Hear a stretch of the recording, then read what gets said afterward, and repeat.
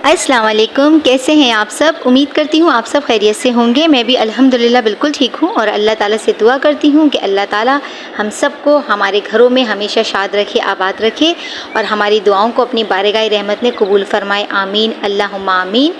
और आज जो मज़ेदार रेसिपी मैं आपके साथ शेयर करने जा रही हूँ वो क्या है और कैसे बनेगी, तो उसको जानने के लिए आ जाइए मेरे किचन में मेरे साथ।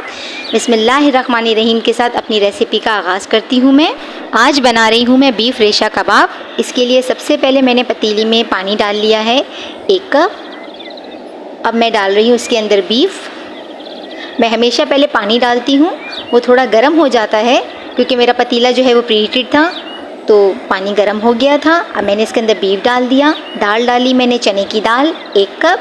और अब ये मसाले देख लीजिए, यहाँ पे भी मेंशन हो रहे हैं कि क्या मैंने डाला है और रेसिपी कार्ड में भी इंशाल्लाह ताला आपको मिल जाएगा सब कुछ कि मैंने क्या क्या कितना कितना लिया था।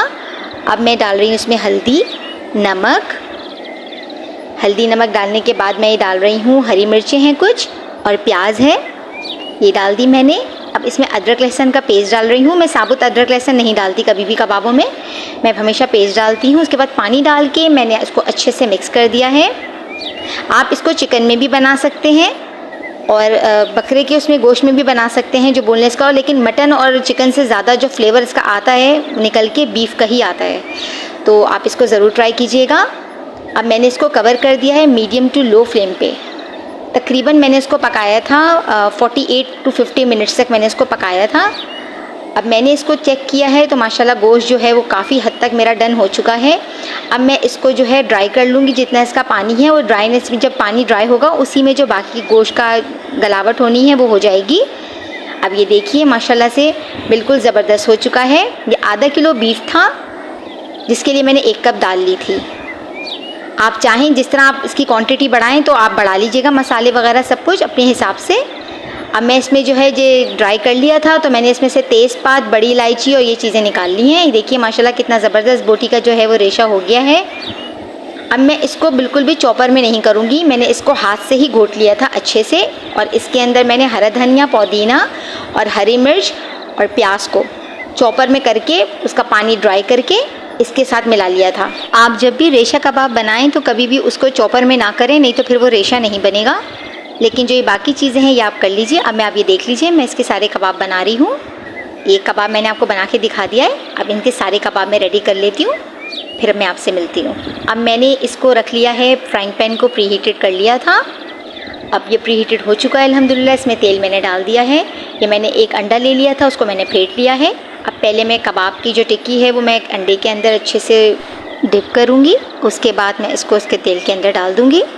अब इसी तरह मैं सारी जितनी टिक्की है कबाब की उनको अंडे के अंदर डिप करके और फिर इस तरह कर लूँगी। आप चाहें तो बग़ैर अंडे के भी कर सकते हैं, लेकिन मेरी फैमिली में इसी तरह पसंद किया जाता है, इसलिए मैंने इनको ऐसे फ्राई किया है।